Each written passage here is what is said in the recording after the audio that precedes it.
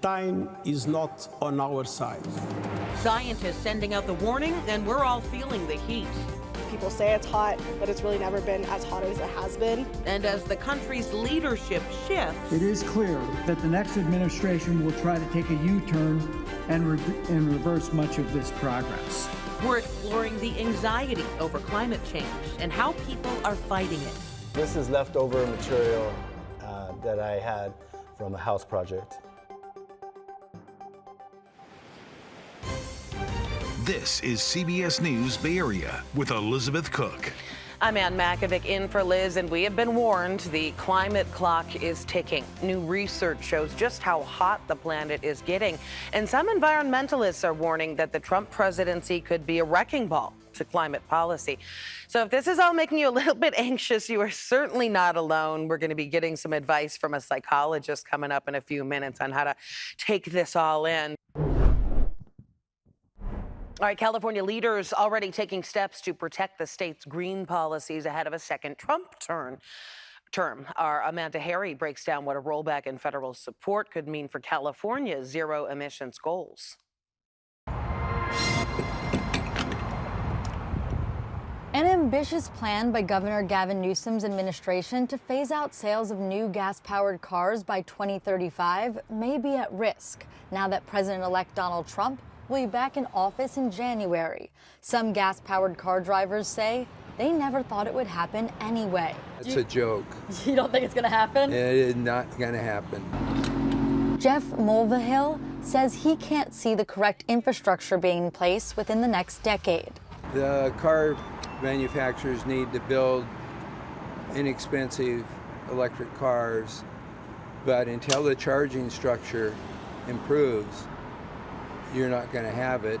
And then how do you charge a car when you live in an apartment and park on the street? That's the goal that I think is really most at risk. Elkind expects President-elect Trump, who called climate change a hoax, to cut back funding for technologies needed to meet the state's aggressive zero-emission vehicle standards. We're able to exceed federal standards because we get permission from the federal government to do that. What happened in the first Trump administration was they actually tried to revoke past permission. Trump specifically revoked the waiver from the Environmental Protection Agency that allowed California to limit tailpipe emissions from automobiles. Elkind says the issue is being litigated and was never resolved before Joe Biden became president and restored the waiver. It could be that California is able to kind of run out the clock over the next 4 years in litigation, but we lose a lot of time, and vehicle manufacturers need to have that certainty. They need to know what the long-term target is. They're making investments now for vehicles that they plan to sell, 10 years from now. For now, Mulvihill isn't rushing out to buy an electric vehicle, but he might consider a hybrid for his next car. That's a great intermediate, and I'd like to see him do hydrogen. Well, stay with us for more on our climate conversation. Coming up, some of the dire numbers from scientists showing just how much pollution is being released into the air. And if the changing climate has you stressed, a UCSF psychologist has some tips, joining us live to help us cope with anxiety. Right now, nearly 200 nations are gathered at the United Nations Climate Summit. They are focused on raising hundreds of billions of dollars to fund a global transition to cleaner energy sources. The UN Secretary General says time is running out to limit a destructive rise in global temperatures. The sound you hear is the ticking clock. We are in the final countdown to limit global temperature rise to 1.5 degrees Celsius. And time is not on our side. A rise of 1.5 degrees Celsius is the threshold that countries have pledged to try to stay below in the Paris Climate Agreement. Meantime, there is a new projection that planet heating pollution from fossil fuels will hit record levels this year. And climate organizations are sounding the alarm on what former President Trump's election back to the White House will mean for federal climate policy. The policy director for the Union of Concerned Scientists saying the incoming administration will, quote, take a wrecking ball to global climate diplomacy and likely pull the U.S. back out of the Paris Agreement. As a climate scientist, the first administration was, I think it's fair to use a term like disastrous, at least in some ways. We withdrew from the Paris Accord as a nation, the only country to do that. The administration reversed dozens of rules that made our air and water cleaner, rolled back safeguards restricting mercury emissions from power plants. So I'm most worried about our air and water quality in the near term. Trump has selected former Congressman Lee Zeldin to head up the Environmental Protection Agency. He says if confirmed by the Senate, Zeldin would be charged with making swift deregulatory decisions aimed at rolling back protections enacted by the Biden administration. Zeldin says he will work to, quote, restore U.S. energy dominance and revitalize our auto industry to bring back American jobs while protecting access to clean air and water. Well, joining me now is psychologist Alyssa Apple with UCSF. Thanks for joining us today. Those were some strong warnings that we just heard from climate scientists, and I imagine when you do your work with anxiety dealing with this, you're hearing a lot of different reactions from people. Yes, absolutely. And we're on an emotional roller coaster with the news these days. So it was upsetting to hear about climate projections. And what we teach students and remind ourselves of is that our anxiety, our caring that we feel, the pain that we feel when we hear news like this is an adaptive response that we can use our caring and funnel our anxiety into action. So that's how some people are coping right now. They're ready for action. They feel angry. They're engaging in helping with coping with post-election news by working on issues that they care about. Now, most of us are not quite there yet. We're still in shock, we're recovering, we might feel numb. There's just different levels of recovery from such traumatic news for people who feel that way about the election outcome. Yeah, so let's start with those who are spurred to action. How can they work on these goals without just being completely overwhelmed by the information coming in and overwhelmed by the problem, frankly? Yes. So there are short-term things to do and get involved in. There is a post-election resistance developing, especially in California, and working together and finding out what we can do in the short run, even with election results that still are coming in, is one option. But really, we need to take a long view of this. We need to restore and recover for a longer course of communal action, especially for protecting the environment. We have 18 months really that are most vulnerable to worry about before we might be working toward political change again. And I know a lot of people are just, tuning out all this environmental news. The problem just seems way too big and insurmountable, really. Is tuning out a healthy mechanism? Absolutely. We need distraction from the news. The news is not the whole story, the whole real world. If you're feeling numb, you must limit the news, get out of the virtual world, get into the physical world.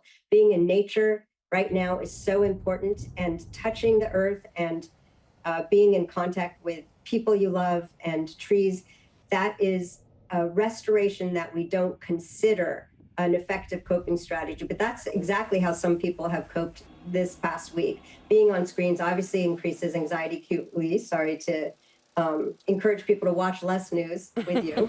But really, this long view of time can help. So, reminding ourselves, talking to elders, we've been through past tumultuous elections when policies worsen. Our ancestors are watching us. We can remind ourselves of the resilience of the reason we're here is because they have overcome such hardships as well. And we will too. And modeling that to our youth, to our children, to our students right now is so important. Yeah, and I would imagine demographics do play a role in that. I mean, young people who are going to be obviously living on this planet longer, who have small children who will be. Are you seeing a difference in how people are reacting when it comes to age? That's a great question. I think that the data will come in, and what we do know is that our youth, our young adults suffer the most. They suffered the most during COVID. In general, they're more prone to depression and anxiety. They just don't have the long view of time and the supports that older people have. And so we need to really remember that hopelessness and catastrophization is contagious. Yeah, and that absolutely we can be the true. hope for others. Okay, Alyssa Appel with UCSF, really appreciate your perspective on that. And while the future of climate change remains uncertain, some artists in San Jose are trying to do their part to make a difference for our planet right now. Arlen Ramirez shows us how they are inspiring others to think about sustainability. That should be good. Take a couple of these. The values of San Jose artist Valentino Loyola are often reflected in his choice of subjects. In this case, a 10-foot-tall twist on the flooding disaster of the Monterey County farming community of Pajaro last year. It gave me an opportunity to try to be in touch with my late grandfather, Indalecio, who was a farm worker.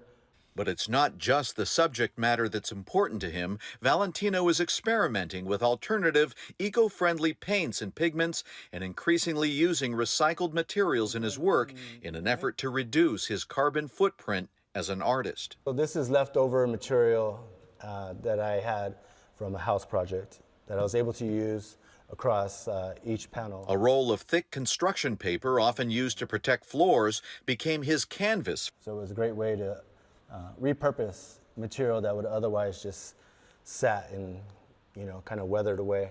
Valentino is part of the first cohort of artists brought together by the City of San Jose's new Climate Art program, which enlists the creative community to play a leading role in the city's effort to become carbon neutral by 2030. Here in San Jose, the arts community provides an economic impact of up to $300 million.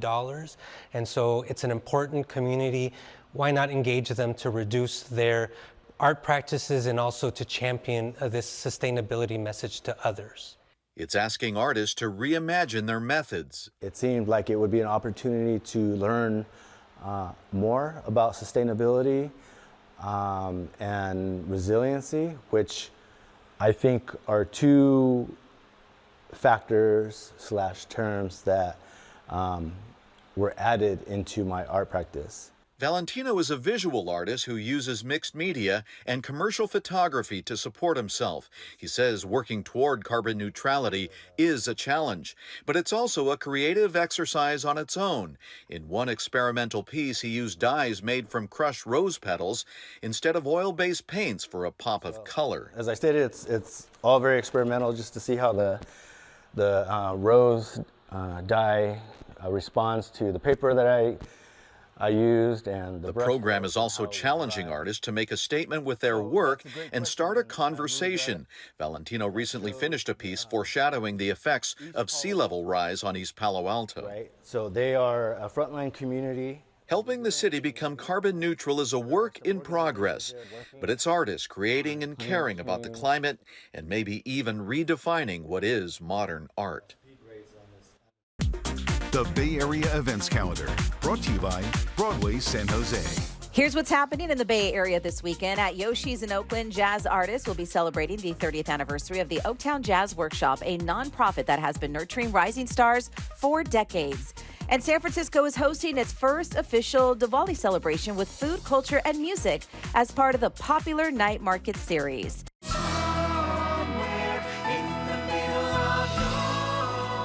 Celebrate World Kindness Day today with tickets to see Come From Away next week. This uplifting musical reminds us to break through differences and celebrates the best in all of us. Save 25% off a 4-pack of tickets now at BroadwaySanJose.com. Thanks for watching. You can always get all the latest headlines and weather over on Pix Plus. And remember to like and click the button on the bottom left of your screen to subscribe for the biggest Bay Area news.